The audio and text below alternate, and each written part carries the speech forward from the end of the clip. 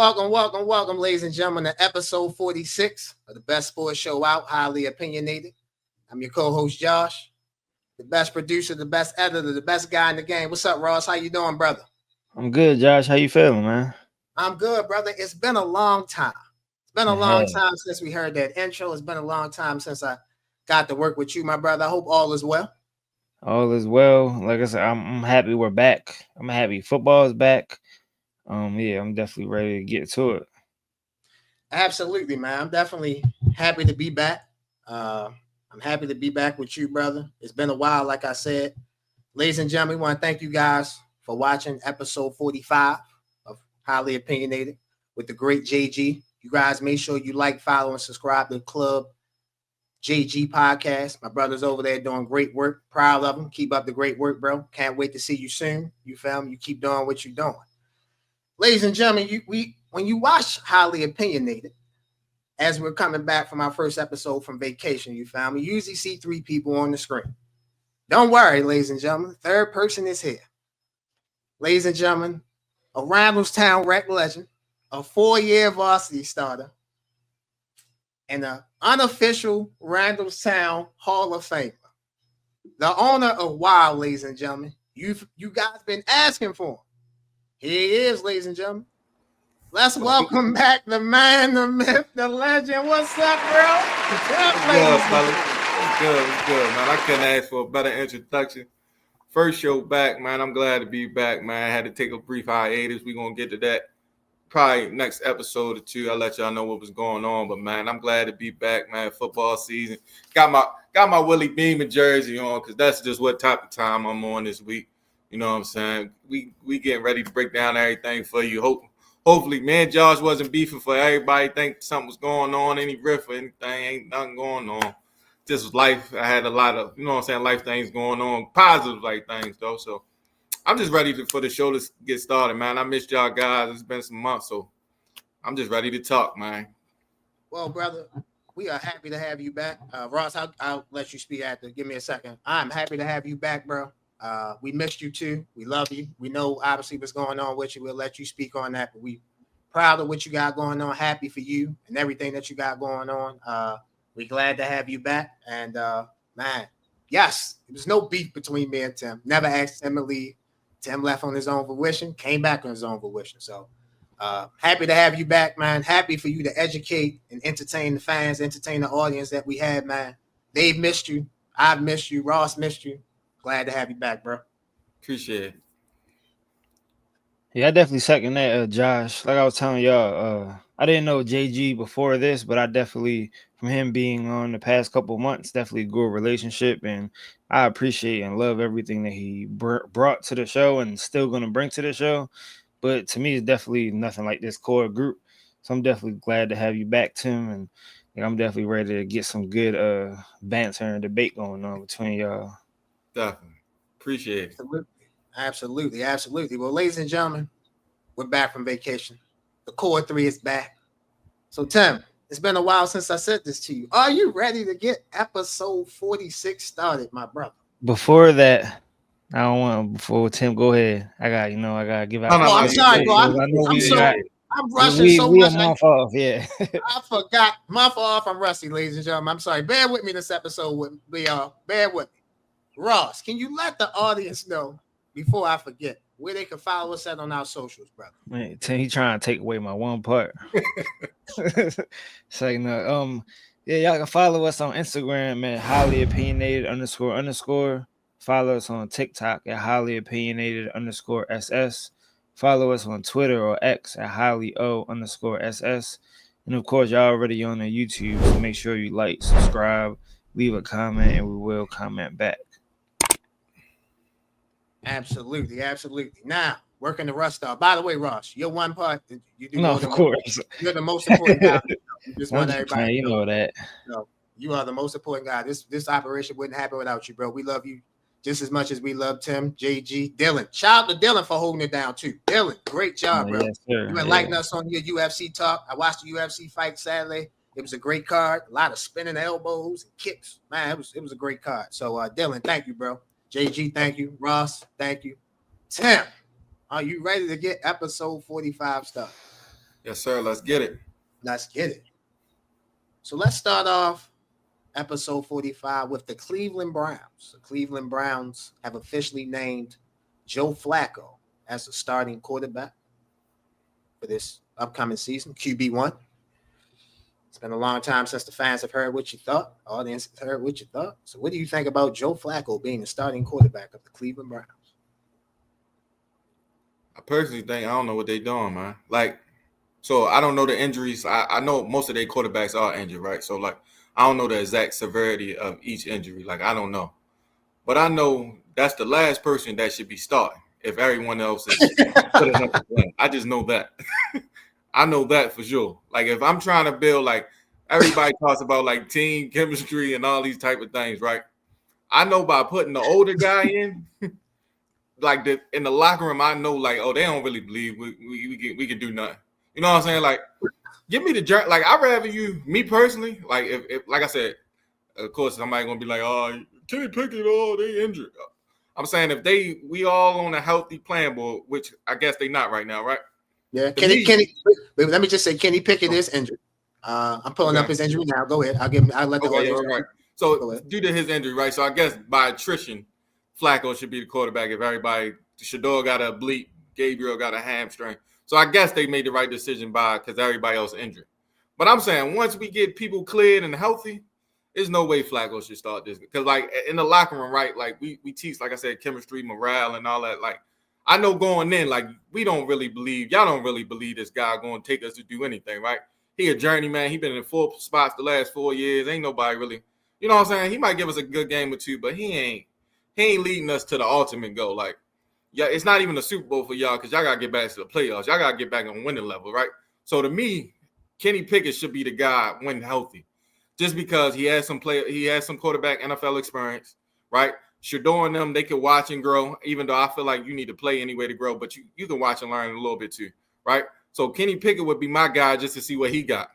Worst come to worst, if he don't have nothing, put in Shador, Gabriel, whoever you believe in, you know what I'm saying, and rock from there because they only going to get better by live action anyway. So, like, I can learn stuff from the board, the film. Like, you can learn things, don't get me wrong. But, like, once you see it, once you in there, it's different. You know what I'm saying? Like, it's different to being, oh, yeah, I can see it on the board. Yeah, I would have done this. But it's different when that the right tackle missed his block, the linebacker coming free. You don't know you know what I'm saying? That was different now. So, that's my thing. So, me personally, I guess they did the right thing because everybody else hurt. But once anybody else is cleared, Flacco, come sit with me, man. Come sit with me. Kenny Pickett has a hamstring injury, so that's why he hasn't played in the preseason because I'm sure they would have played him. They played. They're not going to play Flacco. He's 40 years old. We get that in the preseason. So he probably would play Pickett, obviously Shador Sanders and Dylan Gabriel. Dylan Gabriel played the last preseason game on Saturday. He played well, had one bad pass, but other than the interception, pick six, he played well. And obviously, the week before, Shador played well. Right.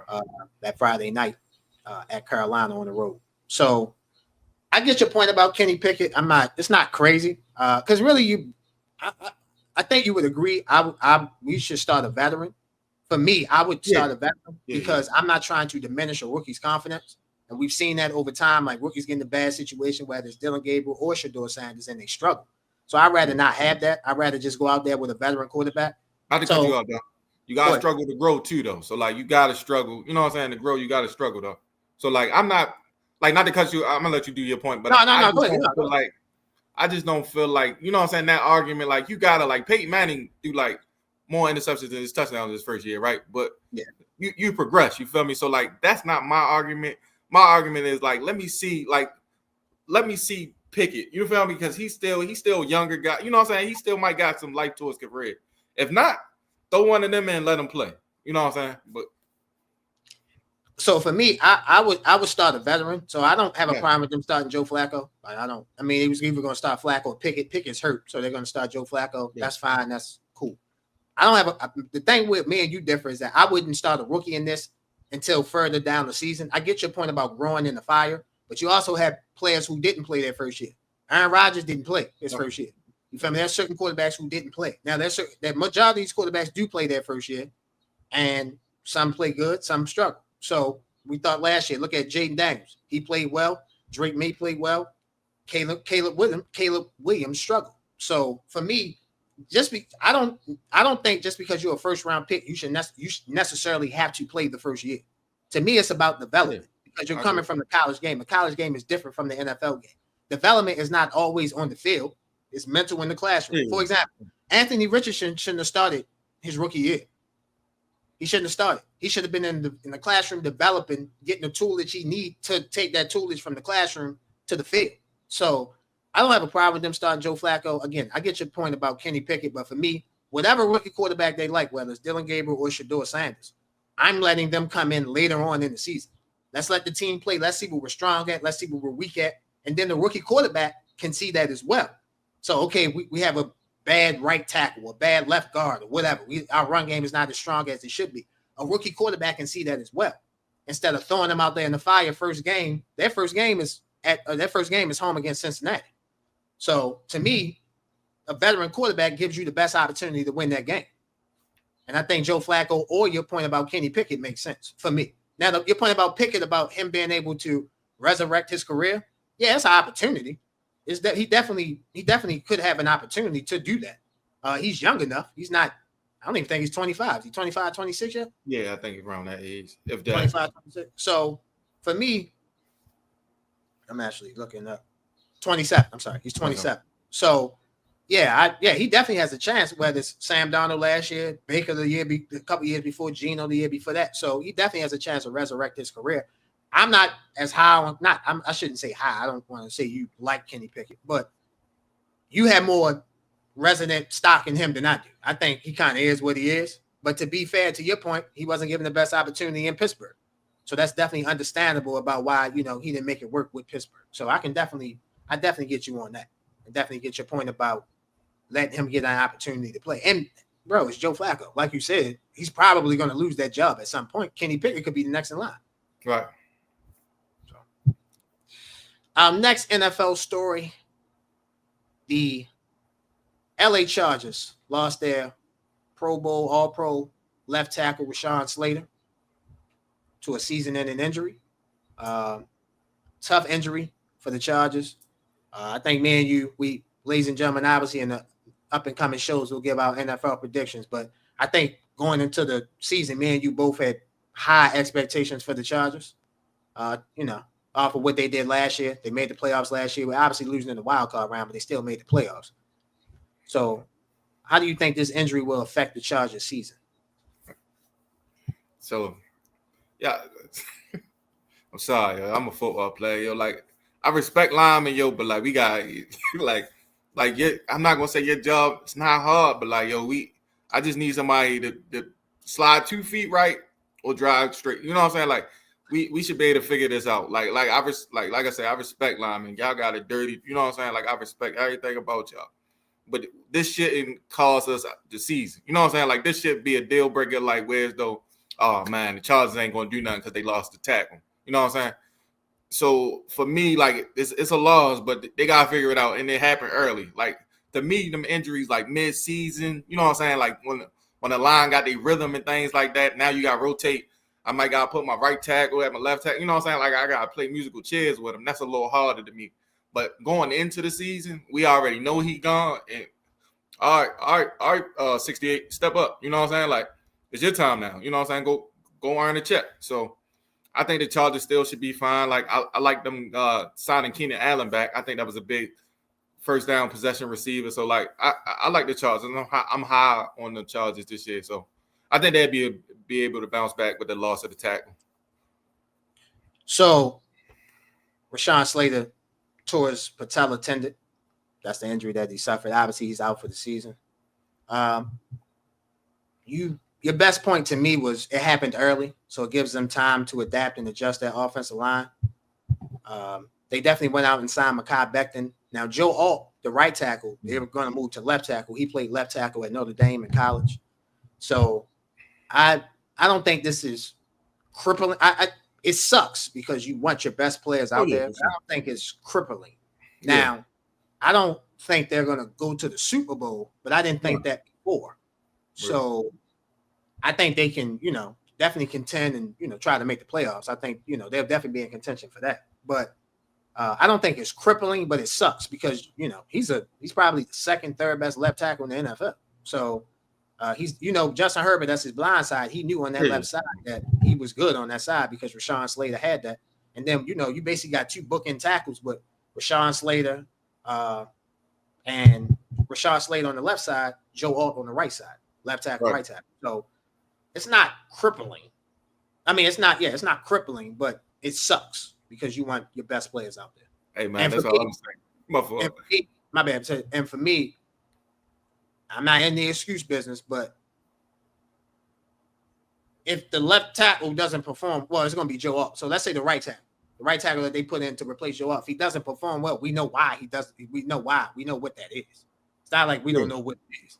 I don't look at things as in certain things in life. You can look at excuses or you can look at it as reasons.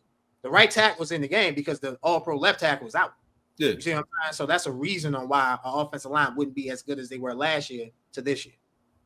Hey man, if the other guy can't play, man, you just chip him with the running back, bro. This guy go max. You know what I'm saying? It's ways to, you know what I'm saying? We can figure this out, Charles.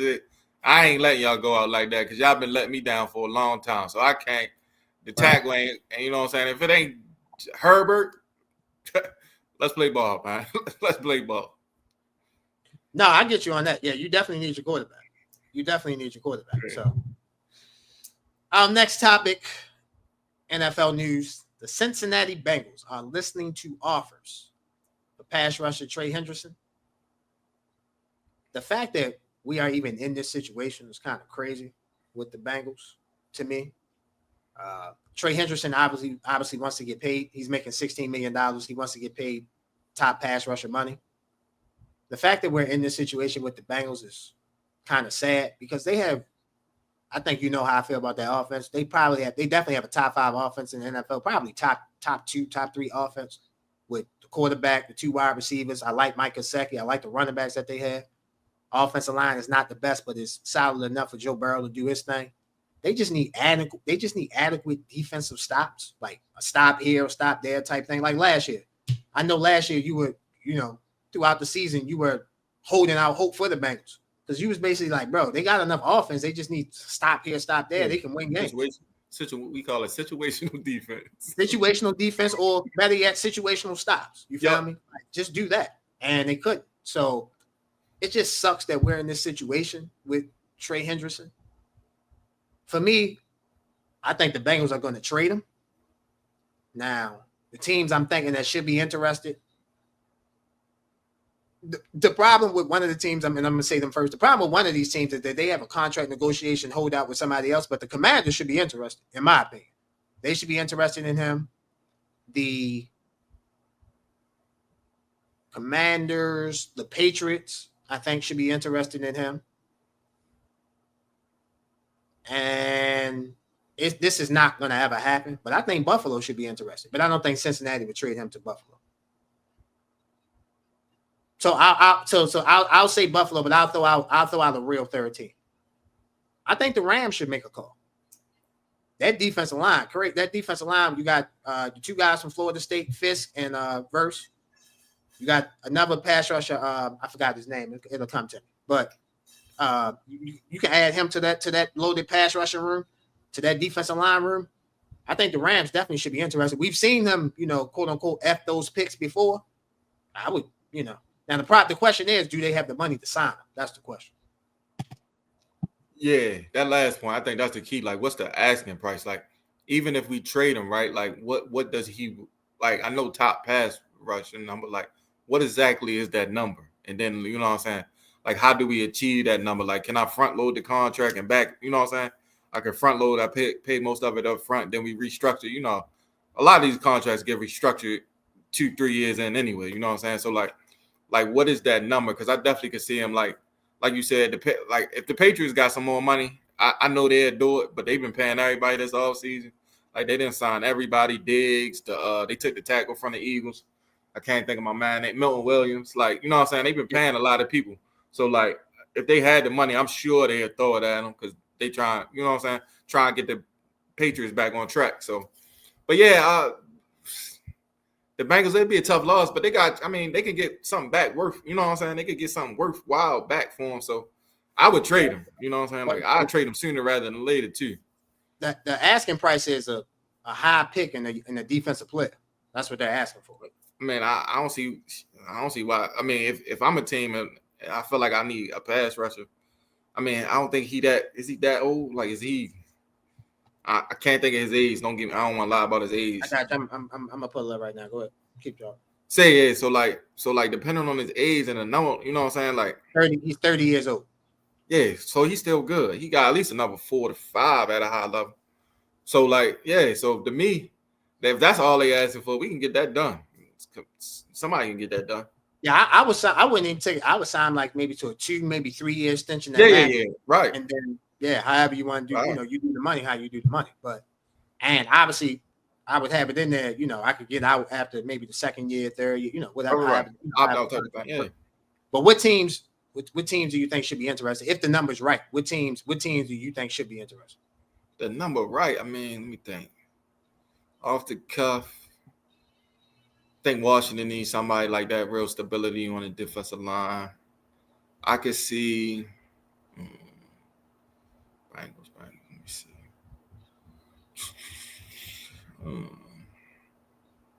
Somebody like even a team out west, like I could see Seattle doing something. If I'm Seattle, I'd be interested because I think they're gonna be a sleeper team this year. Just throwing that out there. But see, the thing would be also on his side, where he want to go to a contender or not. Now we eliminate, you know what I'm saying? Now we eliminated a list of teams because I'd be like, I don't want to get traded. You know what I'm saying? I don't want to get traded to the Browns, or you know what I'm saying? Like, yeah. Well, so I mean, I don't think they, I don't think they would do. Yeah, I don't think they are trained in conference, but I was just giving Browns because I don't think a bad team is going to try to trade for him. That's my point. Okay, I got you. Okay. Yeah. So, I know you said the Commanders. Commanders, Seattle, and probably. Who else lost a pass rush? I'll give you a sneaky one, but I don't know if it could work. If I'm the Falcons, I know they drafted 2 pass rushers in the first round. I would add him to that. I ain't bad thought. Because like their defense still gonna be their Achilles heel this year coming up. Yeah. So, I mean, I would make that a strength because if you can get after the pass rush, if you can get after the quarterback, that would make Michael Penix's job a little bit easier. Give him easier fields to start up, shorter fields to start with, and then he could use those playmakers that he got to his advantage. So I would say the Falcons, but the problem is they gave that money to Kirk Cousins in a way. You found me? So yeah, he's still on it. So yeah, I don't know, man, but it's definitely interesting. But we both think Trey Hendrickson will get traded. Tough situation for the Bengals, man. I'm definitely looking forward to see what they get in return for Trey Hendrickson. Me too. Ladies and gentlemen, we're going to take a quick break. You're watching Highly Opinionated. We will be right back. Ladies and gentlemen, this episode of Highly Opinionated is sponsored by Wolves of War. In some of the episodes, you can see my co-host and Ross wearing a brand called Wolves of War. Wolves of War is our first sponsor, ladies and gentlemen, and we are so thankful to have those guys sponsoring Highly Opinionated. Thank you very much. The actual meaning of Wolves of War is that it represents having a strong path behind you through the battles of life. With the right people behind you, you can get through anything. You guys see the link for Wolves of War? Make sure you guys click on the link, shop, great apparels, t-shirts, sweatsuits, whatever you want, they have. Once again, Wolves of War. Make sure you guys go shop. Welcome back, ladies and gentlemen, to Highly Opinionated. Tim, before we get to the best segment of Sports Times 2, that's your first segment, bro. Welcome back, man. You did well. I'm proud of you, man. I felt like I did it pretty all right. You did well. It was pretty clean. Well, welcome back. Welcome back. Welcome back. Ladies and gentlemen, it's about that time. The best segment of Sports Times 2.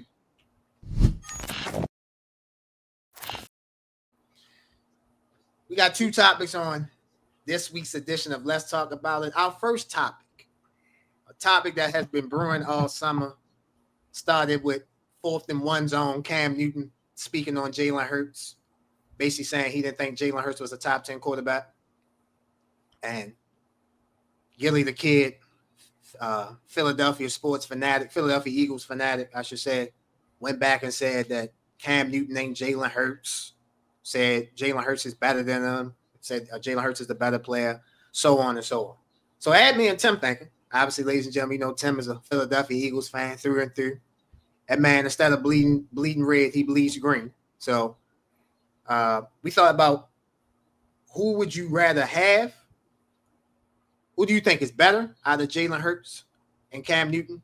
And who would you rather have out of Jalen Hurts and Cam Newton? Because both answers could be different. You could say, well, Jalen Hurts I would rather have Jalen Hurts. I would think Jalen Hurts is a better player, but Cam Newton I would rather have on my team, or vice versa. So for me, I'll start us off. And ladies and gentlemen, this topic of Let's Talk About It next week will segue into us giving our top 10 quarterbacks. So we will definitely save that for next week. But I think Jalen Hurts is a top 10 quarterback. Now, I think you have the core 4 quarterbacks, which are in no particular order: Joe Burrow, Josh Allen, Lamar Jackson, Patrick Mahomes.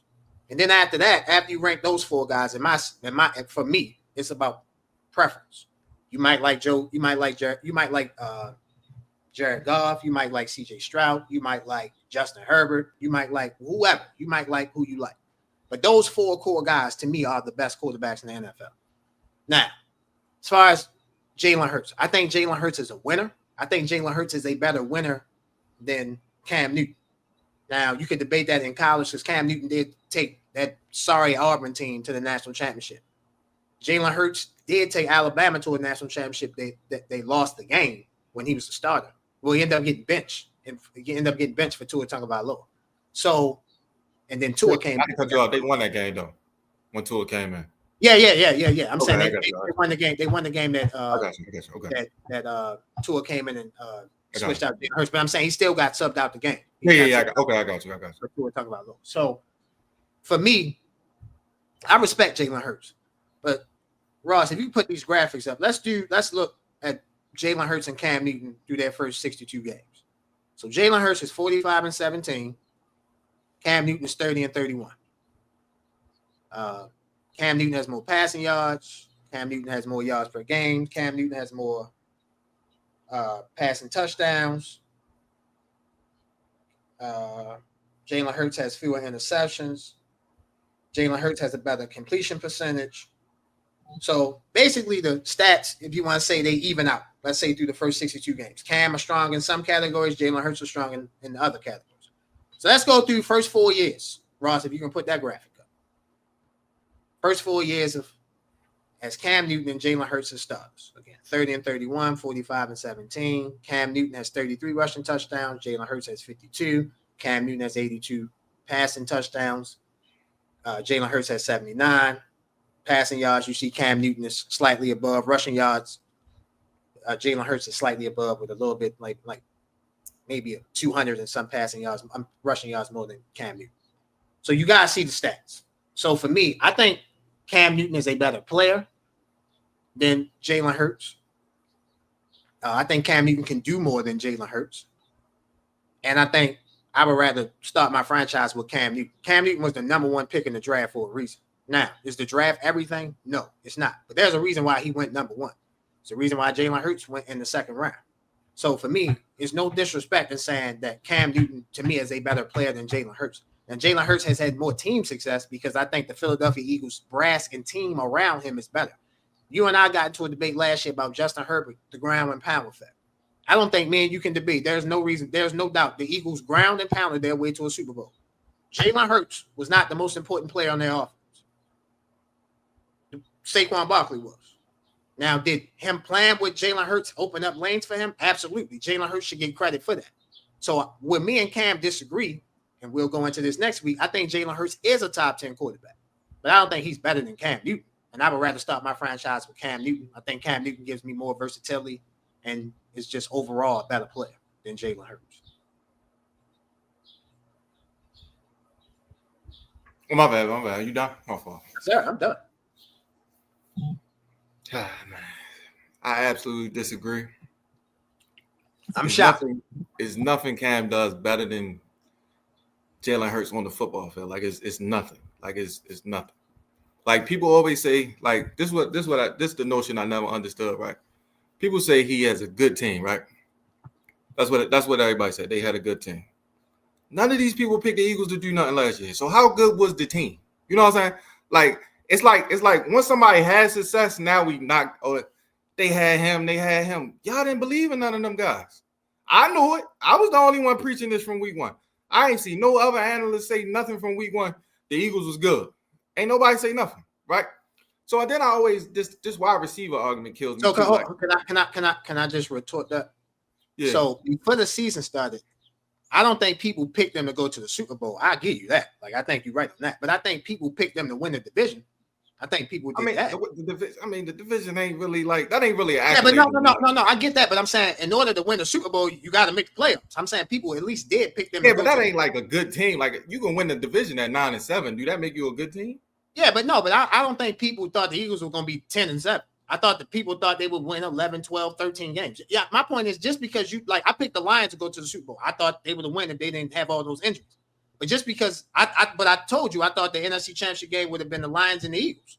We said that throughout the season. So I just think that just because you didn't pick them to go to the Super Bowl don't mean that they're a bad team. I get your point about some people who didn't pick them, but I don't remember because nobody was high on the Cowboys. I mean, nobody was high on the Commanders because they didn't know what Jaden Daniels was. Nobody was high on the Giants. So I'm thinking like it came down to the Cowboys and the Eagles, and I thought most people picked the Eagles to, make the playoffs and win the No, I get that. I'm just saying, like, I feel like now the team, now the team is so good. Like, you know what I'm saying? I'm saying, like, we elevated how good they were just because of what happened, right? So, but I that's a fair point. But this is my thing, right? So, like, people always telling me about the receivers they had, right? Who throws the ball to the receiver? Like, it's not like the receiver throw it to the quarterback. Like, it's not like, unless I watch the game a little different, y'all TVs do a little different than mine. Like, the quarterback has to throw the ball to the receiver. So I still have to be accurate. My ball placement has to be on time. I still have to do those things. I still have to read the defense. That doesn't change, right? That doesn't change, right? So you telling me just because he has A.J. Brown and Devontae Smith that makes him accurate? No. He still has to put the work in, ball placement, timing. All them things matter. Cam might be a slightly better runner. Okay. Slightly better. It's not, I don't think it's like nothing crazy, right? But like as an overall quarterback, it's nothing Cam. Like we just saw the numbers. Cam never really been over 60% complete. Like he don't, and he's an interception prone. Like he throws a lot of interceptions. So like where in football, like what have y'all watched where y'all said Cam is the better player? He was a dog at Auburn. I will give him that. Like everything he did at Auburn, he was one of the best college football players I ever seen. No knock. But in the NFL, he played 2 years. I mean, 10 years, my fault. He played 10 years. He had 2 good years in a 10-year career. Yes. What are we talking about? Like, what are we how is this even a comparison? Like, and I know they're gonna say he didn't have Devon. Like I said, that don't change your IQ of passing the ball. Like just because but the level of talent that you have on the outside matters. To me, well, hold on, let me go. He had C-Mac in the backfield. Ted Ginn was doing his thing. Greg Olsen. Once again, I know they are not Devontae Smith or A.J. Brown, but they're not bums. Like, you know what I'm saying? Like, and the football game was different back then. It's not the same as it's a little bit more spread out now. So, like, you know what I'm saying? Like, that doesn't change his decision making, though. Like, that doesn't make me more accurate because I have A.J. Brown. It doesn't. Like, that doesn't change, like, my pocket awareness. That doesn't change none of that. Like, I still got to be me. Like, and you're a high interception guy. So it's like, where, like, what did y'all watch? And then people say prime Cam Newton. When was his prime? I think that the 15-1 year, Cam Newton's best is better what I've seen than Jalen Hurts' best. Like, there are times last year where they ran Saquon. They ran the ball. There are times where Jalen Hurts threw the ball 17 or 20 times a game. Cam Newton didn't have that luxury because he had C-Mac though. Yeah, but why didn't he have that luxury? But Christian McCaffrey wasn't as dynamic in Carolina as Saquon Barkley was last year with the Philadelphia Eagles. Saquon Barkley had probably hold on. Saquon Barkley had a top 5 all-time running back season. So my point is that the Eagles had better offensive personnel. I thought the Eagles offensive line, the Eagles had the best offense. We don't give this award out, but I thought they had the best offensive line in the NFL. I don't necessarily think the Panthers always constructed an offensive line good for Cam. Go look at that game the year after they lost to Denver in the Super Bowl when he was getting rocked. getting depleted. That ended his career as well. Unnecessary shots. Some of them were on him. That's not no like the time he was dancing. Long, yeah. I remember one time he was dancing at the goal line against Atlanta, and the dude rocked. I think it was Deion Jones. He rocked. That's on him. But there were some times that the referees didn't call flags that wasn't on him. Again, go back and watch that opening at Denver when he was getting, bro. Like if it was any, I love Tom Brady. You sneeze on Tom Brady, it's a flag. So and Cam Newton was more aggressively running than Tom. So way more aggressively running than Tom. So for me, I thought Cam Newton he didn't always get the way of the whistle that should have went his way some of the times. He definitely didn't. But for me, as far as just watching them play, to me, I don't always look at stats because stats can deceive things. I'll give you an example. I had another point, but yeah. I'll give you an example. This is a whole nother sport. In basketball, there's always a debate about, and I'm not trying to change the subject. I'm just giving you why I don't always look at numbers. We ask about who's the GOAT. So some people like Michael Jordan, some people like Kareem Abdul-Jabbar, some people like LeBron James, some people like Kobe Bryant, some people like Tim Duncan, whoever you like. So let's say you're a LeBron fan and you like LeBron. Well, let's say somebody likes Kobe. Well, LeBron is 16-6 against Kobe, so he's a better player. Okay, fine. Steph Curry got a winning record against LeBron. Kawhi Leonard got a winning record against LeBron. Does that make them a better player? No. I don't always go off of stats. When you watch Jalen Hurts and Cam Newton play, to me, Cam Newton is a better player. He gave you more versatility. He was asked to do more, which means to me, you're better. I'm not going to ask you to do something that you're not good at. Like, I love you. I don't ask you to produce the show. That ain't your lane. I ask you to come on, not ask you. You come on here, you be the great co-host and the superstar that you are. Like, ain't nobody asking you to run the camera work. Ain't nobody asking you to, hey, bro, go into this production meeting. If you want to, you can, that's fine. But ain't nobody asking you for that.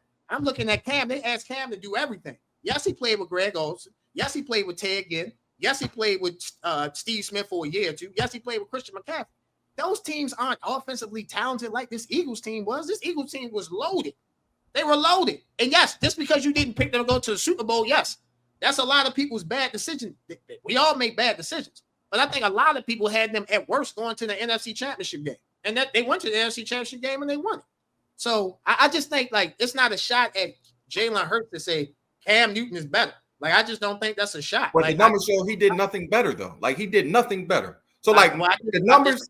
I think Cam Newton is substantially a better runner than Jalen Hurts, and I think Cam Newton, if had the talent at wide receiver, could throw the passes that doesn't change your accuracy. Like, and that's another thing. Yes, it does. Yes, it does to an extent. When you throw the ball to AJ Brown, you're not throwing the ball to me. Like, he can go up there and get that. Let me just say, his catch radius is here. Some wide receivers' catch radius is right here. That changes you can throw the ball to him. This is why I love when people do that. So why y'all love Joe Burrow? Why do I love him? Yeah, why is Joe Burrow ranked so high? I don't know why they love him. I love him because he's smooth. He's accurate. He took Cincinnati to the Super Bowl. You feel me? Now they didn't win. He took them to the Super Bowl. You feel me? And they've been a dormant franchise. He has T. Higgins and Jamal Chase. That's great. So based on y'all logic, if you have good receivers, you should do this. Because that's basically what y'all saying with Hurts. Well, let me say this. With those same time, you mentioned the Bengals. With that team, right? They didn't make the playoffs. Why didn't they make the playoffs? Because of the team, not because of the two. Not because. But I'm saying I'm saying that Jalen Hurts has a good team, bro. Listen, it's nothing wrong with a player being called good and you have a good team around you. I hate so you can't knock my performance because my team good. Like, I'm not knocking your performance. You are, because you're saying someone that had 2 years that was good is better than somebody. My career is already better than his. And my numbers are already better than his. Yes, numbers wise, yes. But why should you play? No, I don't think. And you see me in the biggest moments, I played my best football every time. So there's no way I can say Cam. I seen Cam not die for the fumble. I get that. So how is he better? Like, it doesn't make sense. Like, how can somebody that done less than me, he done less than me, and then I shown every time that every big stage I've been on, I played my best football. Like, it ain't no, like, every time. How is somebody that didn't play well in the Super Bowl better than me? Somebody with playoffs numbers, his playoffs numbers not even close to mine. He got more almost. Yes, because the Eagles, bro, you're making my point. When you're in the playoffs every year, your numbers are going to be good. The Eagles, bro, let me say this. Tim. No, we're not. Like, you could be, like, Tannehill made the playoffs every year. How good is Tannehill numbers? He had AJ Brown and Derrick Henry. Okay. That's what I'm saying. So it's not. So it's just not AJ Brown. That's my point. So can I ask you a question? Like I have to be the quarterback. I have to run the team. So the Titans. Okay, I get he had Derrick I'm talking Henry about offense. I'm not talking about the defense of the Titans. The Eagles didn't make the Super Bowl just because of their offense. That's my point. Like they have a good team. Okay. Okay. With that logic, why is Brady the GOAT? Like that's what I'm saying. If we're going to talk about the other side of the ball now, when we're just talking about quarterbacks, why don't we do that all the time? Now the Eagles defense good. Okay. We know that. I'm just talking about we don't never do that for no other player comparison. We don't bring in the defense. We're talking about quarterback for quarterback. I bring in the defense when the time is needed to bring in the defense. I bring in the defense. I bring in coaching. My point is that with Jalen Hurts and Cam Newton, bro, to me, I think Cam Newton is better. I just think he's a better player. The points, like I haven't heard a good Cam Newton point yet from anybody that said he was better. I haven't had a valuable point yet. He led a Carolina team that was subpar, in my opinion. They went 15-1. He led them to the Super Bowl. Defense was top. Now let's bring defense. They had the number one defense in the league. They had the number one defense. Okay, cool. But the offensive talent to me was subpar because Christian McCaffrey wasn't on that team. What's the McCaffrey rule? wasn't on that team when they went to the Super Bowl. So my point is if you can hold them to 17, I don't care who run the offense. I mean, the Bengals. I mean, not the Bengals. I'm sorry. The Broncos that beat them in the Super Bowl. I think they put the Broncos scored 20. I mean, it wasn't like the Broncos had 40 on them. My point is that Cam Newton didn't have his best game. Jalen Hurts has had no opportunity to show you that he's a better winner. I'll give you this. Jalen Hurts is a better winner in the NFL for sure. But to me, some of your winning situations about what you have around you. Let me give you an example. I'm a Tom Brady fan. You said what makes Tom Brady the GOAT. This is why I think Tom Brady the GOAT. Fuck what he did with the Patriots. The man went to the Tampa Bay the first year, won the Super Bowl. All them people that came to Tampa Bay signed there because of him. Leonard Fournette ain't there. Antonio Brown, Gronk, none of them are there without him. Now, they had talent there, but you saw what he did with that talent in 1 year. And by the way, that was a COVID year. I know other COVID championships are celebrated. So can I celebrate this COVID championship if you don't mind? They won that. Hold on. I'm trying to go ahead. Hold on. They won that championship. They won that championship in the COVID year. So my point of saying people know I love Tom Brady. People were telling me Tom Brady, his first 3 championships, Bill Belichick deserved more credit.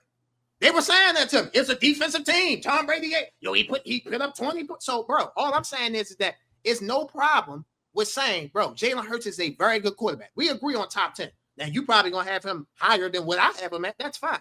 But to sit here and say, I just think Cam Newton is a better overall player. He had more talent. He had more physical talent, like player-to-player talent. He had more talent. He's significant. I don't even know, no disrespect. This ain't even a debate. Cam Newton is a significantly better runner than Jalen Hurts. It's not even close. Jalen Hurts is a great tush pusher. What have you seen? I mean, Cam Newton could break a 50, 60-yard run. Jalen Hurts ain't doing that regularly, though. Let's not act like that was regular. Jalen Hurts ain't never doing it. Jalen Hurts is never doing it. He just did it versus the Rams in the playoffs. Okay. That was a 30, 40-yard run.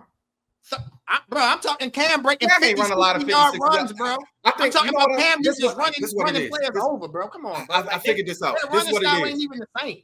I figured what it is. This is what it is. People create their own memories of what somebody did. When you don't see them, when they not playing right now, they create their own narrative of what he did. Cam ain't run that many 50 or 60 yarders, bro. Cam was known, he was a goal line quarterback too, bro. Superman, all that stuff, he was 4 or 5 yards in, bro. Let's be real. Let's be real. I remember watching Cam play. I remember his weaknesses. You know what I'm saying? People 56. I guarantee you, he don't have that many 50 or 60 yard runs.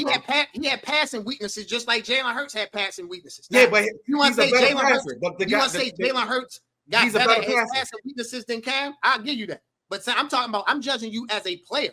Cam Newton's a better platter. The man went number 1 in the draft. Jalen Hurts went in the second round for a reason. Number 1 in the draft doesn't mean you the best player in the draft. Oh, well, listen. I'm gonna say this. You're right. From hindsight looking at it, yeah, you're right. But bro, it's a reason why he had 2 good years. He could have been the best player in that draft. Let me say this. You're fine. You're right. Let me just say this. There's a reason why he did go number 1. And that Cam Newton draft was low. What he did in college. Of course, you go based off what you did. Okay, that's fine. I love this. Jameis Winston went number 1. That's my guy. He should have went number 1. But that's based off what he did in college. That's my point. Yeah. It doesn't have nothing to do with what you You know what I'm saying? We can't predict what you're going to do in the league. No, I get that, but I'm saying, Cam's success in the league, we are overrated. Y'all overrated. Cam's success in the league is overrated, bro. Yeah, he played 10 years and had two good years. I don't think people are ranking him high. I just think people saying he's better than Jalen Hurts. But you can't rank him higher than a winner. Let me just say, like to me, right? Like Cam, to me, like if we keeping it a spade, Cam is tier 2, 3. Cam in that tier with Donovan McNabb, Dante Culpepper. Those are his friends. Okay, so Jalen is at the grown-up table. Cam is not at that table, whoa. And it's okay. Grown. So let me grown. Like I did. Like I'm gonna do more. Like his career not over, but he's gonna surpass clear a lot of things that Cam did. Okay, all right. You said he had the grown-up table. So who he sitting with at the grown-up table now? Because you said Cam up there with Donovan McNabb and them guys. No, Cam, that's his tier, right? So it's tiers to this. What tier is Jalen Hurts is a tier above him. Whatever tier that is, I don't have the exact tier, but it's a tier above Cam. No. I get that, but what names are in the tier? That's what I'm interested in. But Jalen Hurts, right? So we talking about a 5-year starter, right? Okay. So he's in that tier with Lamar and all them. Like he's in that tier, and I beat all of them. You feel me?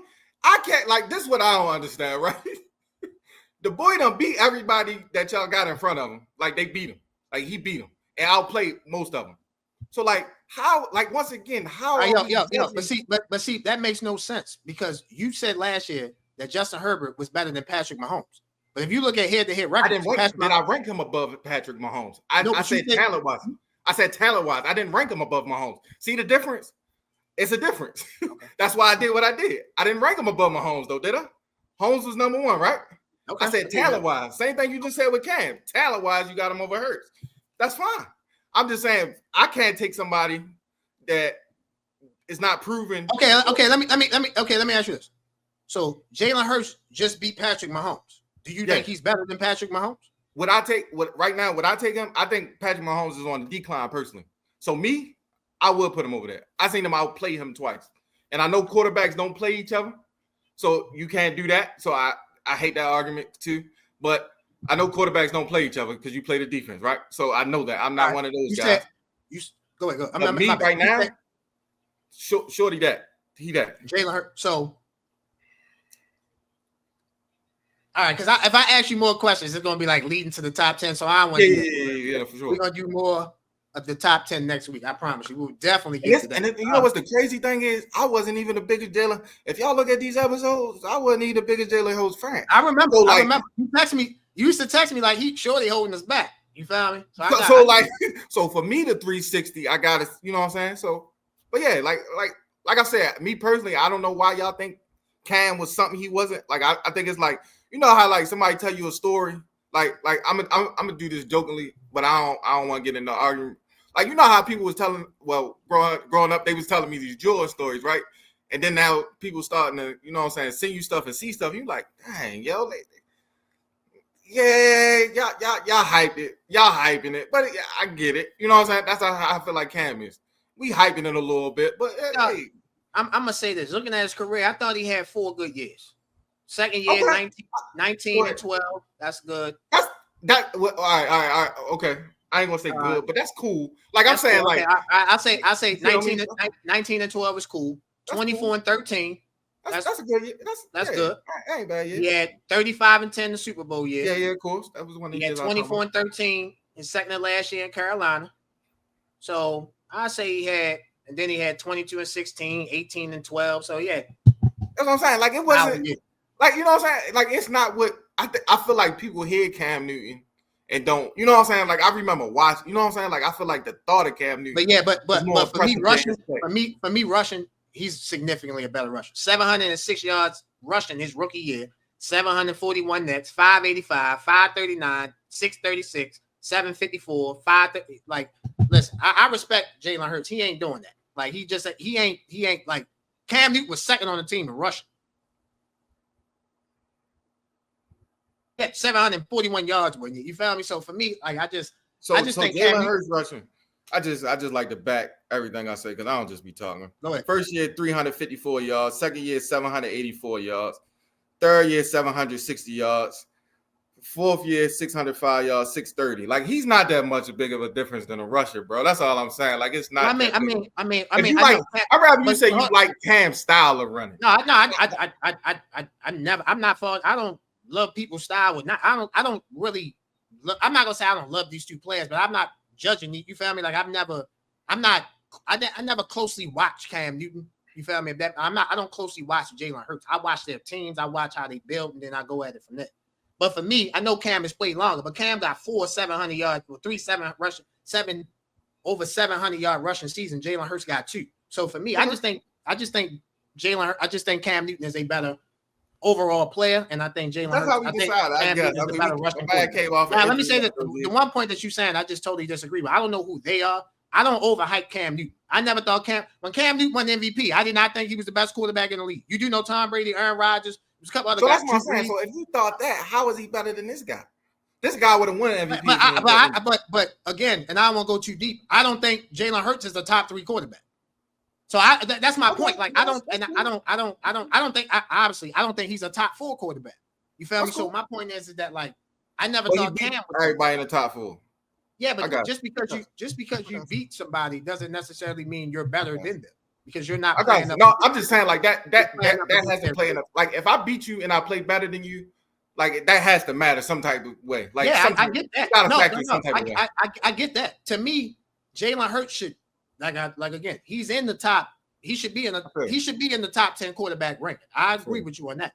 But just because you beat somebody doesn't mean you're necessarily better than them. I mean, I'll give you an example. Like Baker Mayfield beat Jalen Hurts in the playoff game. So I guess he better. Like you don't think that. You're not going to think that. Even let me say this. I'll fast forward this. This is how I know that no disrespect. That's BS. Bro, if the Buccaneers and the Eagles play in the playoffs and the Buccaneers win the game, we come on and do the show. And I say, Tim, who's the better quarterback, Jalen Hurts or Baker Mayfield? You're gonna still say it's Jalen Hurts. No, you're missing that point, not just because I beat you, but I played better than you. Like I could play better than you. Okay, Tim, you're right. If Baker throws in the playoff game, I'm talking about Baker Mayfield beat Jalen Hurts and outplayed Jalen Hurts. But you're not going to say that he's a better quarterback than Baker Mayfield. You're not going to say that, and that's fine. I'm not necessarily saying you should say that or you shouldn't say that. I'm just saying, just because you beat somebody. Justin Herbert beat Patrick Mahomes one time. That doesn't, and he outplayed them next Thursday. It's not one time. You just keep looking at this beat part. It's not that he beat just them guys. Like he outplayed them. Like it's a difference between winning and outplaying someone. Like I outplayed Mahomes twice. Like I outplayed him. I outplayed like when we beat Baltimore in Baltimore, he outplayed Lamar. Like you know what I'm saying? I outplayed these guys. Like it's not. You just winning the game. It's not the same as I'm outplaying. You're trying to change it. I just gave you an example. Go back to you're an Eagles fan. The Bucks beat them 32-9. He outplayed them and beat them. But you're not, that's my point. Like you're not going to say that. That's all I'm saying. The Eagles was trash. They was on a 7-game losing streak, bro. I'm an Eagles fan and I said we was gonna lose. They don't get brownie points for that. I'm talking about good opponents. You beat a bad opponent. They couldn't tackle or nothing. Baker was throwing hitch routes and they was going for 60. But I know I'm lying. He threw a hitch route. Like Baker didn't cook us. He did what he was supposed to do. Bro, let me ask you a question. Did he outplay Jalen Hurts that night? He outplayed the Philadelphia Eagles. Bro. I'm asking you a question. Did he outplay? I just answered it. I honestly answered. Okay, all right. Let me ask you. So let me say this. So if somebody said that, bro, Jalen Hurts didn't outplay Mahomes. The Eagles defense got them Mahomes. So you're gonna take that? No, you're not. All right, then, bro. I'm asking you a question. On that play, and I know this happened 2 years ago. That's fine. I'm just telling you that this is BS, and you know it's BS, bro. Baker Mayfield, did he outplay Jalen Hurts that night of the playoff? Yes, he outplayed the whole Eagles team. Yes. But you're not going to say he's better than the quarterback. That wasn't the basis of my point. Like, I'm talking about totality, JD, not just one game. Like, totality. Lamar you taking him out, bro. You taking him over Lamar Jackson. He beat him one game. No, that's not why. Lamar chokes in the playoffs. That's why I'm taking him. That's not just my point. That's what I'm trying. I'm talking about totality. Okay, you're right. You're right. Josh Allen. Josh Allen. Josh Allen. You taking him over Josh Allen. You taking him over Josh Allen, right? He played in one game. Josh Allen don't choke in the playoffs. Listen. I never said Josh Allen name. Okay. I didn't give you. I didn't say. Did I put Jalen Hurts? I didn't give you an order of where I had Jalen Hurts at yet, right? So Josh Allen could be in front of him, right? I never gave you an order. I just said I know Lamar not. I know that. Yo, that's fine, bro. That's fine because that's your taste. I get that. You like Jalen Hurts more than Lamar. Lamar. Not my taste. But the argument, the logic makes no sense. He played them one time and he outbeat him. But Lamar chose in the playoff. But he better than him. He beat him one time in the time that Lamar losing the playoff. Bro, I'm not even a Lamar fan. Like it's saying, I don't even. Lamar chokes in the playoff, bro. Lamar chokes in the playoff. Bro, I'm not. So what are you talking about? Yes, I'm talking about your logic. You said that he beat You said that Jalen Hurts beat them out. Go ahead. This is what you keep bringing up. I just told you it's the totality, JD. I didn't just say because he beat him. That never was my argument. I said y'all keep putting guys that he beat in front of him, but that wasn't the complete argument. That's not the whole argument. I said the totality of the whole thing. I beat these guys and I played better in the playoffs than most of those guys. That's what's my point. Okay, I just want to have this on record. Jalen Hurts plays better in the playoffs than Patrick Mahomes. Bro. I just said I was me personally that I didn't rank her. No, bro, I'm not. I'm asking you a question. As a late, yes. As a late. Go look at Patrick Mahomes' numbers, bro. It ain't like he killing. Like I think people get, like I said, they look at his numbers and come back to me. As a late, what has Patrick Mahomes done in the playoffs? Hey, yo, listen. I'm gonna say this. I was the fool last year. I was the fool that said they weren't going to make the AFC Championship game. There is no argument, bro. That team that made the Super Bowl last year was not really, they were talented, but they weren't really, especially on the offensive end, they didn't really have all that much talent. And the fact that brother got them to the Super Bowl made me look like a complete ass. So, bro, this is all I'm going to say, yo. You think Jalen Hurts, as of lately, has been playing better than Patrick Mahomes in the playoffs? That's fine. I'm going to ask you one question. Let's switch Jalen Hurts on the Eagles, and let's switch Jalen Hurts to the Chiefs, and let's switch Patrick Mahomes on the Eagles. Do you think that same Chiefs teams would have made the Super Bowl last year? Yep. And I actually don't think the Eagles make it. Because when people do that, right, they don't understand scheme and fit and how we run the offense. Like it's not the same thing. Like just like when they were trying to tell me Tracy McGrady goes to the Lakers and play with Shaq, he won 3 rings. No, they don't. Tracy McGrady has never won a playoff game. So what makes me think he's going to win championships just because he got Shaq? People don't understand how these things work. You don't just interchange a person and think they could duplicate the same success. Just like if I feel like if Lamar gets Jamar Chase doesn't get Lamar doesn't get better. Lamar doesn't win a Super Bowl because he had Jamar Chase because that's not how he plays football. Can I ask you a question? Type of pass. Can I ask you a question? Yeah. Do you think AJ Brown would be better? You think AJ Brown was better with Patrick with better now with AJ? Do you think AJ Brown would be better with Jalen Hurts or Patrick Mahomes? He doesn't make better. Like what y'all love about Mahomes is his scramble ability to throw the ball out. He's not that great of a pocket passer. You make him sit in the pocket, he's not as good. But that's another conversation for another day, right? So now you gotta get all scheme. AJ Brown ain't doing like I said, it's differences, bro. Like it's my offensive scheme is what it is for a reason. Like I can't just plug and play somebody. That's not how this works. Because now the Ravens run a downhill system, right? I plug them in the Eagles. Now we running something different. Yeah, no. I'm just saying, I'm just saying, for example, Lamar and Jalen Hurts. I get the interchange. Even with Mahomes, right? Kansas City don't run the same thing we run. I know. So I don't think I would have to see it. I can't just say just because that quarterback's good, he's going to be good in my system. I mean, yeah, you could. You know what I'm saying? I'll just say this: on face value, you can say that. On face value, you can say that. Under the surface, where you really get to the nitty gritty, where you really get to the nitty gritty, get to the details. You feel me? Yeah, I mean, I think we, put Peyton Manning where Brady at. Same amount of rings. Do I think that? Yeah. No, because he would have had to go against him. I'm saying put Peyton Manning on. No, he would have had to go against Tom Brady. I do not think he would have won the same amount of rings because he had to go against Tom Brady. I do not. I don't. Okay. Let's say Do I think Tom Brady's? Brady? Hold on. My fault. Hold on. You asked me a question. Do I think Tom Brady and Tony Dungy could have won multiple Super Bowls? Yeah, I do. I think that could have worked. I do. So I'm saying Brady's not in that division. Putting Peyton Manning on the Patriots. Do they win the same amount of titles?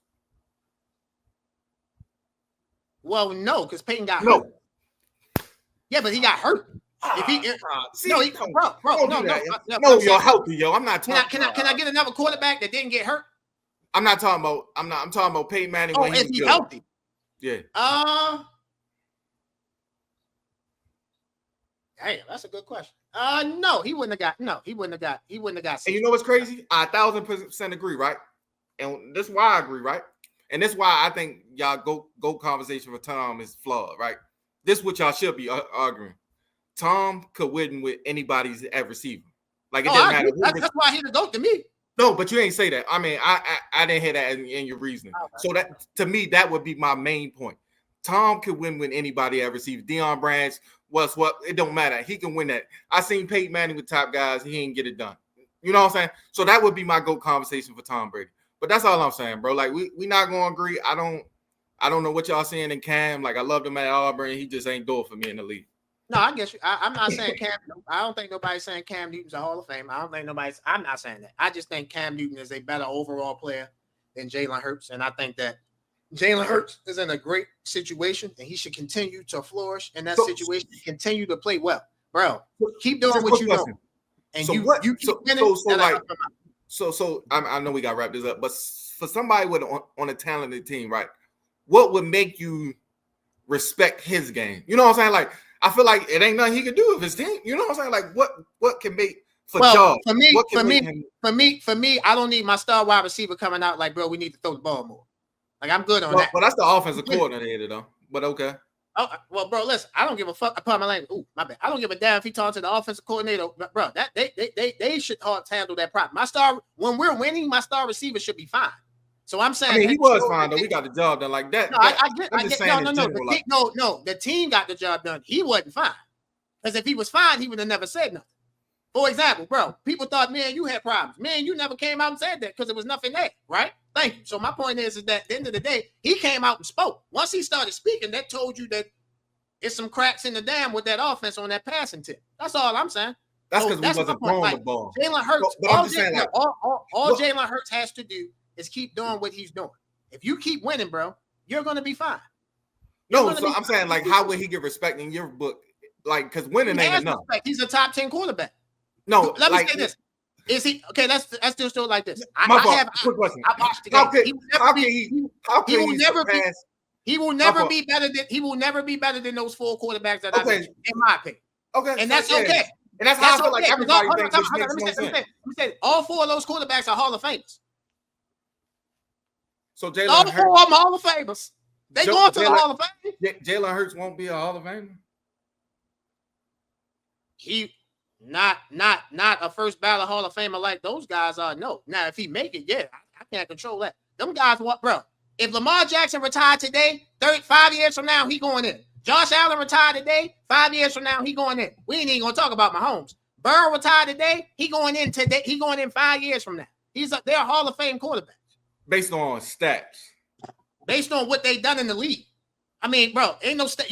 A stat ain't an MVP. Josh Allen, the MVP, been in the conference championship multiple times. Lamar Jackson's a multiple-time MVP, been in the playoffs every year consistently. Yeah, he falls in the playoffs. I give you that.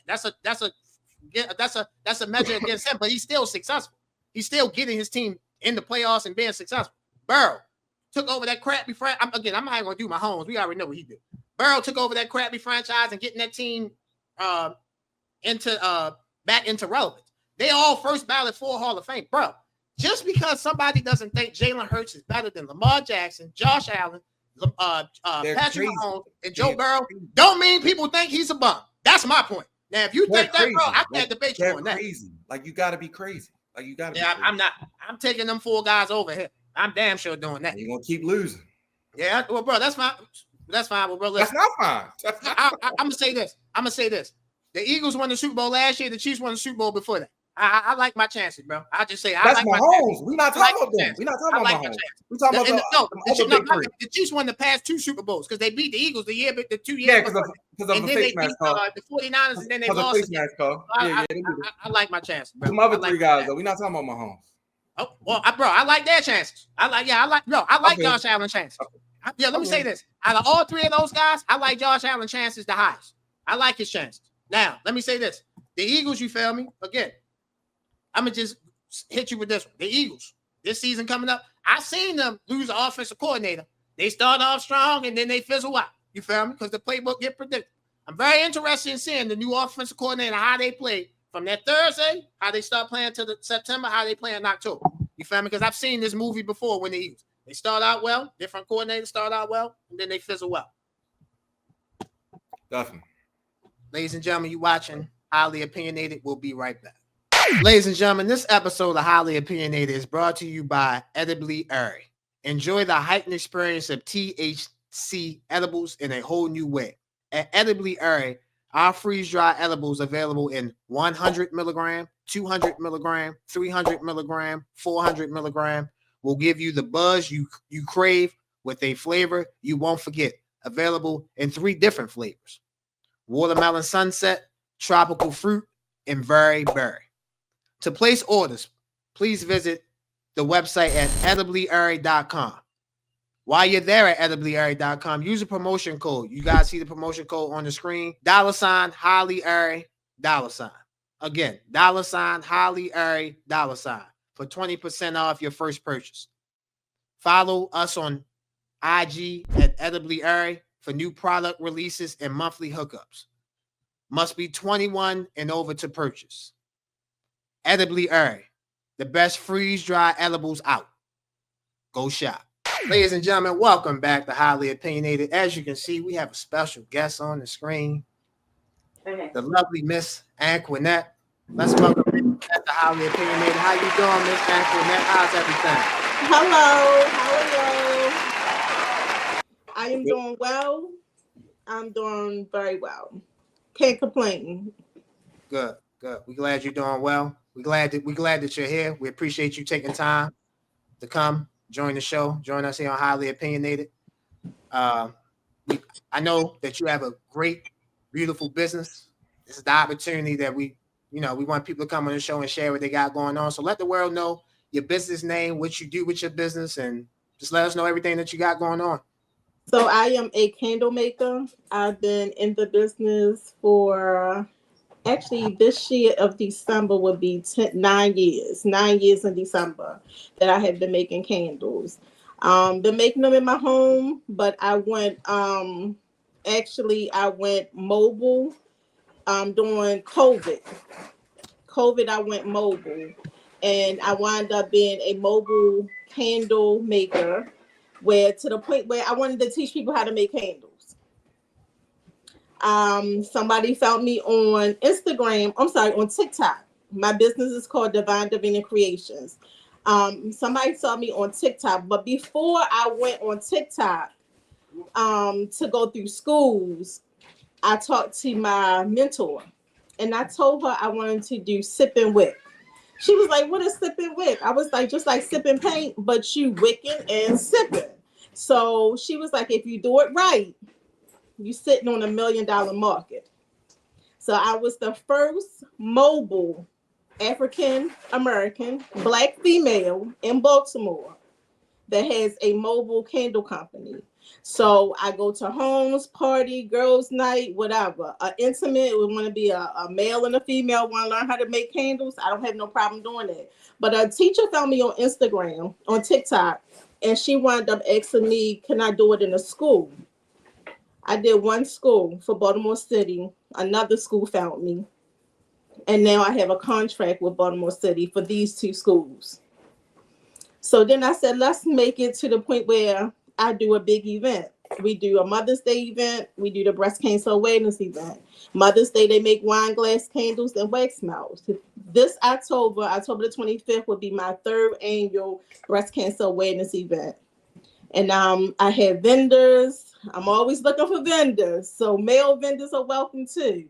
It's just not a girl thing. It's a collective of everybody. They make candles. We have a vendor. We have a chef on the premises. So tickets right now for pre-sale are $55. After the pre-sale is over with, tickets are $65. But like I said, with that ticket, you get your food, you get to make candles, and you get entertainment and vendors. Go ahead, then. So what made you get in the candle maker business? Like, what started you? Like, was that something you was always into, or it was just something that one day it just found you type of thing? Hell no. I'm gonna tell you the truth. My oldest went to college. I may not even look like I got a child who may turn 28 years old. My oldest went to college, and I did not want to leave my youngest home at that time. So I was doing it as a hobby, and just like I tell kids now, take your hobby, make it as your dream, and turn it into a business. So that's what I did. I wound up, it was a hobby, $5 for jars. But then once I realized you're not making nothing because you just spending more money buying products, material. Right. So I ended up making it a business. Gotcha. That's definitely deep. What along the lines of that question, obviously, like you did it because you didn't want to leave your second child because your first child went to college. Like, what are some of the benefits you got of having a candle business and a sipping wicks business? Like, what are some of the benefits that most people don't know about that? It's a relaxation. It's a therapeutic. You can mix all types of scents together and make it your own. My number one summer scent is lemonade pineapple. My number one male scent is black ice, just like it's y'all have the black ice in the car. I make it as a candle, but the thing about the candle is gray. Okay. The wax is gray, but when you burn it, it turns black.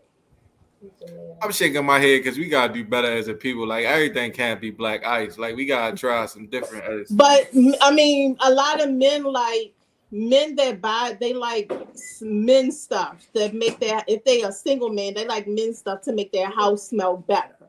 They don't want something sweet. They don't want something fruity or anything like that. But to me, I also make it as an air freshener.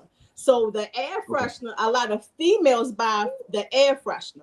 Okay. Like I tell in my classes, I said, spray it on your linen. When you put in new fresh linen, you're a single woman, spray it on your linen. It makes your home smell good. What's another one that a lot of men... I had to cut you off. Is that the only male scent you have is black ice? No, I have over 100. That's what I'm saying. That's what I'm saying. Right. We need to get something other than black ice, is what I'm saying. Like, you can black ice can't be everything. You can make your own. You can really make your own. People, you know what I'm saying? People love it. But black ice is the number one thing. Yes. No, I get it. You know, Tim, people like what they like. You know, bro, listen. Tim, everybody can't be me, you, and Antoinette, bro. Turn the dream to a hobby, to a business, bro. They can't do that, bro. Right. They gotta sip that black ice, yo. Go ahead, Nat. I'm sorry. Go ahead. I can say my mentor told me, you know how you write, what is it called? A vision board. Mm-hmm. So she told me put my vision in a box. So I put my vision inside of a Christmas box, and I opened it up last year. So last year, the whole year of last year, 2024, I had events. I had school events. I had big events. I had people doing private parties. She said, so I wrote myself a check. And this one what did I tell the kids? Write yourself a check or a piece of paper how you want your business to grow. Last year alone, just doing schools, events, private parties, my dream, what I wrote on my check was over the amount that I made for my business. 1 year. And not only that, when I'm in the schools, I also hire kids that's about to go to high school for my big event. So the one in October, we have two young ladies already that's ready to go to high school. They get their community service hours from us, and they also get paid. Okay, and you can't beat that. I love it.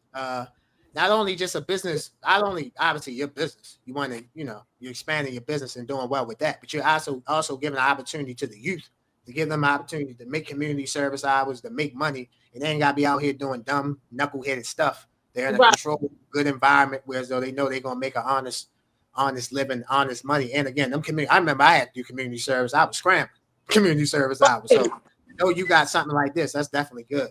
But it's also, I see it like this. We have to support each other. Definitely.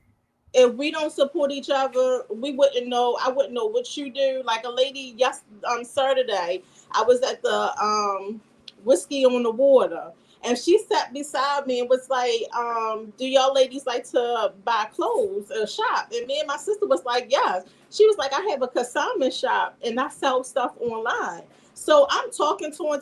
I said, "Would you like to be a vendor at my event?" I don't have no clothes vendor at my event. She was like, "Look at God. It's all about networking and also supporting each other." Absolutely. My next question for you is, you have your third annual breast cancer event, October 25th, 2 p.m. Ladies and gentlemen, you see the flyer on the screen. Congratulations to you on that event. I hope that event goes well. My question to you is though, what made you do a breast cancer event?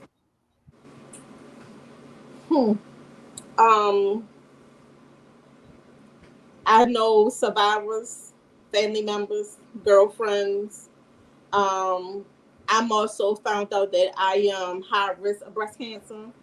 So just to know the support that you can have from other females that go through it, or just know the support that you don't know what the next person, what's the next person beside you going through, and they may not want to talk to you about it. So I believe this one will be our biggest one. We had made 120 tickets this year. The first event we ever had was only 15 to 20 people. Last year, second event was 65 people. So this year it's a big one this year. I really think it's gonna go away. My dream is to have it at Martin's West. My dream is to be on the news talking about it. My dream is to have people to support me and donate stuff. So I actually have two people donating, like Sinai Hospital, Life Ridge, where I work at. They are donating stuff for my event. They can't put their name as a sponsor because I work there, but they're donating stuff for the event. Good. Go ahead, Tim. The name, what is the meaning of the name? Is that like a nickname, your name, or how did you come up with the name? My kids, Devina, Divine, my daughter Kate gave me. Okay. Devina is my middle name, Okay. and creation is something that God gifted me with my hands. Okay. Devina, Divine Creations. I like it. So you said your daughter gave you Devina? No, Devina is my middle name. So Devina, I'm sorry, Divine. Divine Sade gave me. Devina is my middle name, and creation is, I say, God gifted me with my hands. Good. I like it. So obviously I know that you have Mother's Day events, you have breast cancer event, any male events that you have or trying to get? I tried to do one at the school, Donuts with Dad. Like bring the dad. They said a lot of dads don't come into the two schools that I have funding me. They said a lot of dads don't come in, so I tried to do Donuts with Dad. We didn't get a lot of participation, so the school canceled it. Next year we may not do Mother's Day. We may do Father's Day. Okay. But it's still trying to get men, because the first thing you like, do y'all want to make a candle? Men like, I ain't making no goddamn candle. But my son makes candles.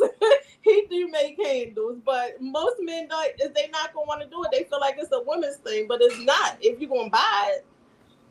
Yeah, I mean, for me, if I'm gonna buy it, I would like to at least know what I'm buying, and there's nothing better than knowing what you're buying than you making it. So right. I mean, so when I use all natural oils, I use 100% 100% soy wax. So the soy wax is the type of wax that is also kosher, like people that have problems with their nose or anything. And then the wicks I use The wicks, you know how if you buy a candle out the store, you blow it out, and you got that black dust in the air. Yeah. My wicks don't do that at all. My wicks, you blow it out, is that's it. Wow. You don't have that residue going up in the air. My wicks last almost 48 hours. Okay. How do you make the wicks? I don't make the wicks. The wicks I actually buy from wholesale, but Okay. I take so my wax it look like it's snowflakes in a box. That's how the wax look. You burn it, you melt it on the stove, or you put it in a machine. I have machines now. Since I'm doing parties, I have machines. We put all the wax in the machine. The machines get hot and it come out liquid. But you have to also learn how to mix your oils and the wax together. Some people be like, oh, I want this scent. You can't mix fruity with a strong scent. You have to mix a strong scent with a light scent. So like right now, a lot of people are buying Laundry Day. Laundry Day in my book is Game, Tide, April Downy Fresh, Cotton Blossom, and Linen. They are my all 5 flavors I put in to make one candle. Go ahead, Tim. So I'm gonna be hard. Yeah, I'm gonna be because I got candles all around this place. So I'm gonna be the first black man to get something other than black ice. So after we get off here, I'm gonna put my order on. And I just want to congratulate you because the business was thriving. Black woman doing her thing. I support everything black and doing anything. So I just want to give you your flowers now, and hope your business continue to thrive and continue to grow. Thank you. So Nat, we appreciate you for coming on. We're not done with you just yet. I will say, before we switch over to sports, I will say, obviously, I know you well. I'm proud of you. I'm proud of what you're doing.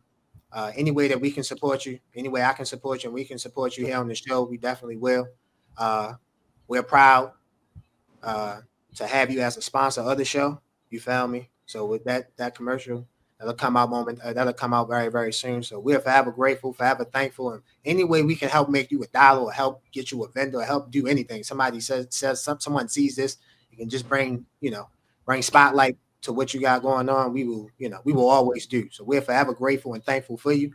Let people know where they can follow you at on social media, Instagram, TikTok, Twitter, whatever you have. Let them know where they can follow you at. So thank you. I love you for that. Thank you so much. It's good to hear that I could get men to support me. That's one thing I can say. I want to say that I'm giving y'all flowers now because a lot of men don't support when it comes to candles. They just think it's a female's thing. It's not. It's therapeutic. And if anybody has been through anything like trauma, it's also therapeutic to make a candle. You can get that out of. I can make 14 candles in an hour. Just want to put that out there. So you can find me on Instagram, TikTok, and Facebook under Devina Creation. And I'm also have a YouTube channel for the first 2 events that we had. The photographer made a YouTube channel under Devina Creations. Okay. Hey, Josh, one thing, I ain't never did this before, but it just came to me, right? So any black male, right? Y'all order a candle, that first candle y'all buy is on me. Just let me know the price. I got y'all. First candle y'all get from Devina Creations is on me. Just send me the tag. Look, they can make their own scents. And they can make their own scent, whatever scent, just let me know. You got it from Highly Opinionated, let them know. And let me send it to me, and I got y'all. Thank you. Like I said, Nat, we want to show love, man. We believe in you. We proud, like I said, we proud to have you as a sponsor. It's not easy getting sponsorships, no matter how small, medium, or how large they are. So I'm forever grateful for every sponsor I got, and definitely grateful and thankful to add you to the team here, Highly Opinionated, as a sponsor. So we love you for that. Before we get you up out of here, obviously this is a sports show, so we gotta add some sports into this. I know that you don't have a favorite football team. I understand that you have you don't have a favorite football team, but you have favorite people or favorite teams to win money off of. We understand like the sports gamble. So What do you like when you sports gamble? What do you like to look for? Do you bet on certain teams? Do you used to bet on players? Do you bet on stats? Like, what are you looking for? Certain players. Okay. So I would bet on, so like say like the Ravens. I have met 52 Raven players. So I kind of like know who I want to bet on. So I always go with Lamar. How many running yards he'll do? Rushing yards, gotcha. Rushing yards he'll do. So I go by that. Rushing yards. I also go by I really don't go by teams. You know how somebody would bet on a team. I don't do that. I go by the person I know that's good and going to give me those yards. Gotcha. So I'm gonna say this. I think I was on like a winning streak last year. I won like 8 weeks in a row. Yeah, hey Tim, I would consider that a winning streak, bro. Wouldn't you? Yeah. So question: Are you doing like a parlay, or are you like a one person? No parlay. Okay, you're a parlay. Okay, I do a parlay. So I'll say if they playing the Ravens playing the Bulls, I would do the Bills. I'm sorry, the Bills. Say if they playing the Bills, I would do Lamar on one, and then on another app I'll do the other quarterback.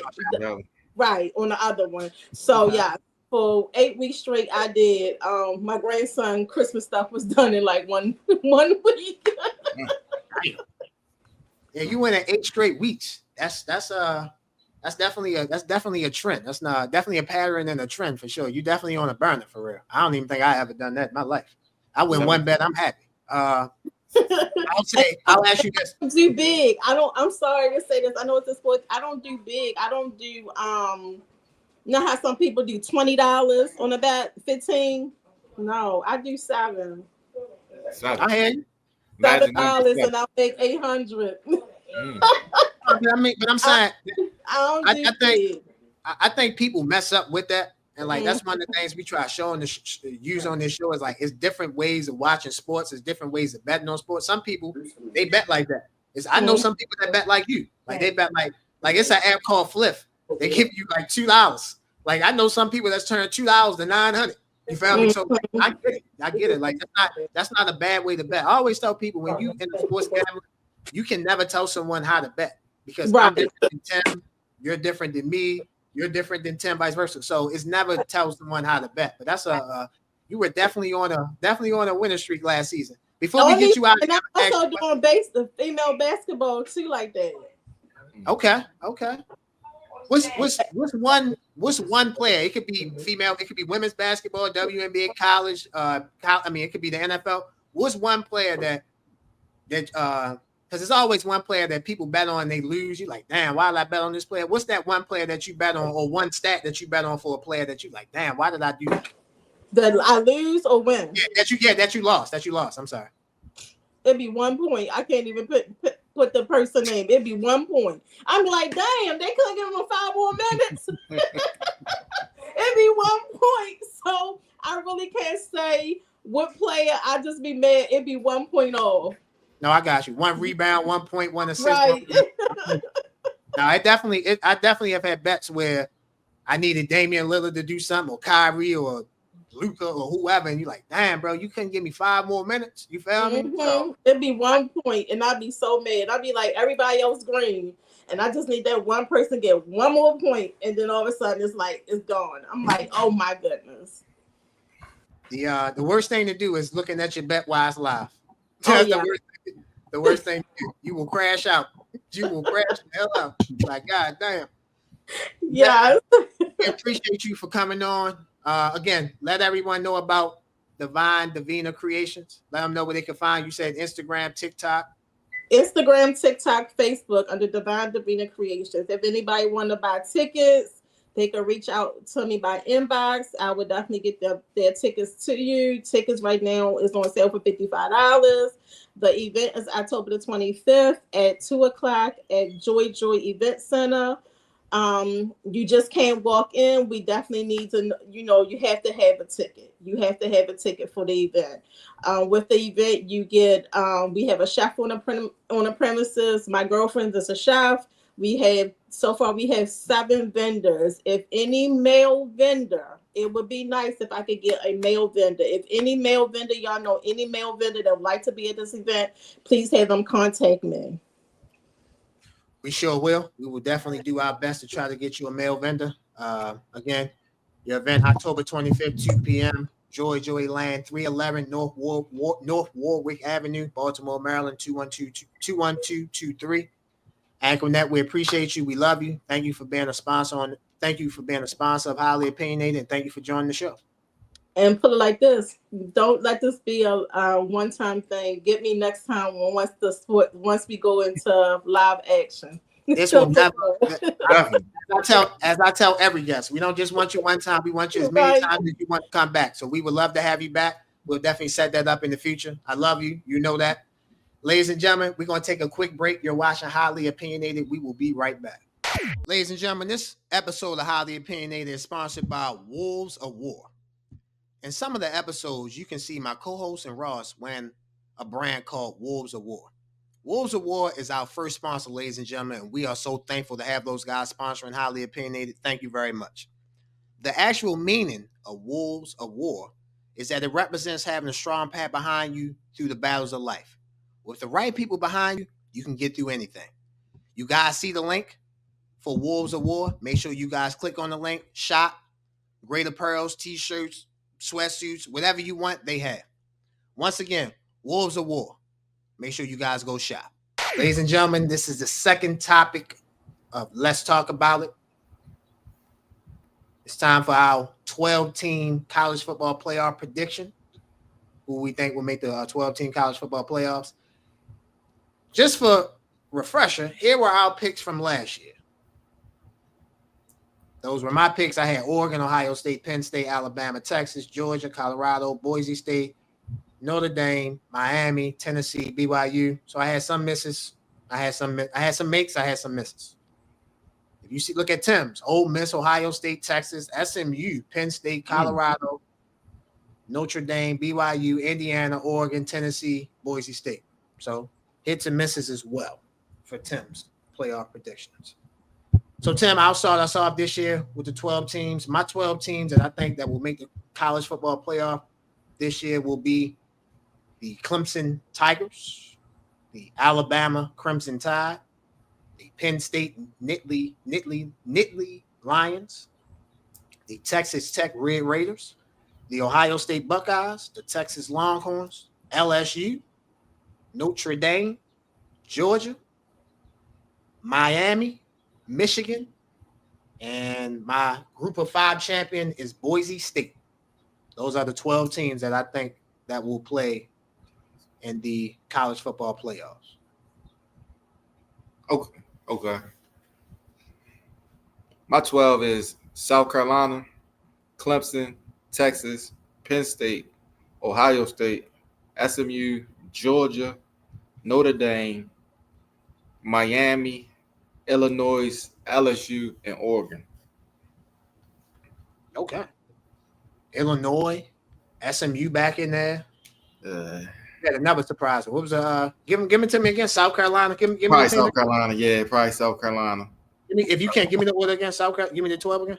South Carolina, Clemson, Texas, Penn State, Ohio State, SMU, Georgia, Notre Dame, Miami, Illinois, LSU, Oregon. Miami, Illinois. Was that the Illinois? LSU, Oregon. LSU, Oregon. South Carolina, Penn State, Ohio State, SMU, Clemson, Texas, Georgia, Notre Dame, Miami, Illinois, LSU, Oregon. I feel like I missed. Is that 11? 1, 2, 3, 4, 5, 6, 7, 8, 9, 10. I got 12. Hold on. You gave me 12. Okay. South Carolina, Clemson, Texas, Georgia, Miami, LSU, Penn State, Ohio State, SMU, Notre Dame, Illinois, Oregon. Yep. Okay. All right.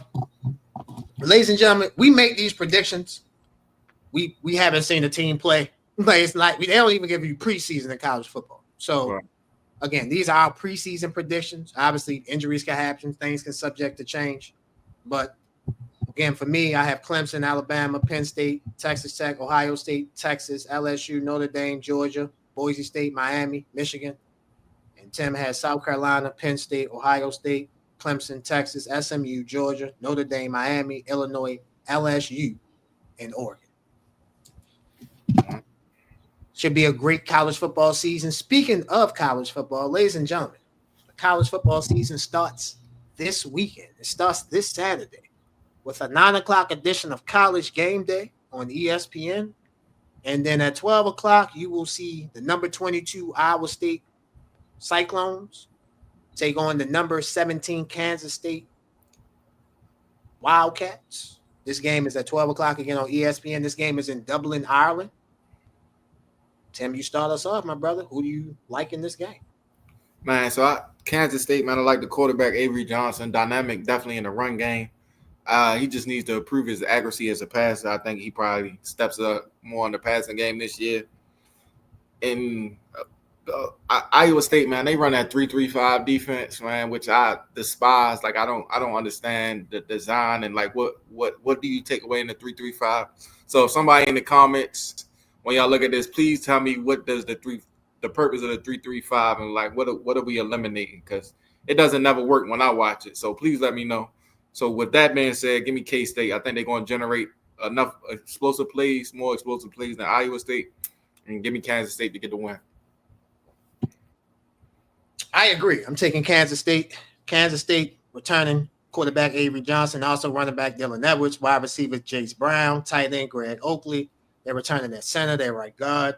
They're also bringing back safety VJ Payne, defensive end Cody Stufferbean, and linebacker Dez Purnell. So I think Kansas State is in the right situation, right time. First game, obviously in Dublin, Ireland. It's good to have returning starters back on that defensive line, that offensive line that's already entrenched. They know what they're going to face, even though the game is in Ireland. They still know what they're going to face because they've had game day before. And it's obviously super duper important to have your quarterback coming back. Avery Johnson, like you said, he took some strides last season. Let's see if he can take some strides this season by being an accurate and being a better passer, getting that completion percentage up like even higher than what he did last season. So I'm taking Kansas State as well to beat Iowa State. I think Iowa State, for the most part, always has a solid to good defense. I know Matt Campbell would disagree with you about the 3-3-5, but Iowa State Iowa State usually does have a very good defense, a good to very good defense. No, I agree with that. I just don't. I get it. No, I get it. It's my preference. Again, you're 100% right. I'm not a fan of the 3-3-5 either. It serves no purpose to me. I'm not gonna say it serves no purpose to me. I don't really like it, but that's what they want to run, and he's been successful doing it. So he has every right to run with it, whatever he feels like is successful. But I get your point. It's not pretty on the eye, so I get it. It's definitely not pretty for me because, in a way, to me, a 3-3-5 if attacked right, it's very sustainable to certain things. What? You feel me? So I get it, but that's what he wants to run. And he's been successful at Iowa State, Matt Campbell. I think he got a contract extension not too long ago. So, but I think right time, right opportunity for Kansas State. I'm looking forward to this game, the marquee game of the weekend. Ladies and gentlemen, there are other games this week in college football. You have a game on Fox at 4 p.m. You have a game on CBS at 7:30. I'm actually pulling the schedule up now. Yes. Week 0. So you have Fresno State at Kansas, 6:30 on Fox. You have Stanford in Hawaii, 7:30 on CBS. So it's other solid games this week on the other games being played, but the marquee game is number 22 Iowa State and number 17 Kansas State. And again, that game is 12 o'clock on ESPN Saturday. We both like Kansas State. Great show, bro. Definitely. Way to start off the year. Great to have you back, bro. Appreciate it. I feel good to be back, man. I missed you, yo. I'm glad you're back. Hey, likewise, man. I'm glad to be a part of it, man. So how about this, bro? How about we do this? How about we make a deal to entertain the masses until February again next year? How about that? I'm with it. I got some stuff on my sleeve. Ladies and gentlemen, we thank you for watching the best sports show out. Episode 46 of Highly Opinionated. For the best guy in the game, Ross, the guy that does everything, makes us look good. Ross, you are the best. Shout out to Dylan. Keep doing what you're doing, bro. We proud of you. Keep being you. for the best co-host in the game. We glad to have him back. We love this man. Welcome back, brother. Welcome back. Tim, I am merely Josh. We will see you guys next week. We out.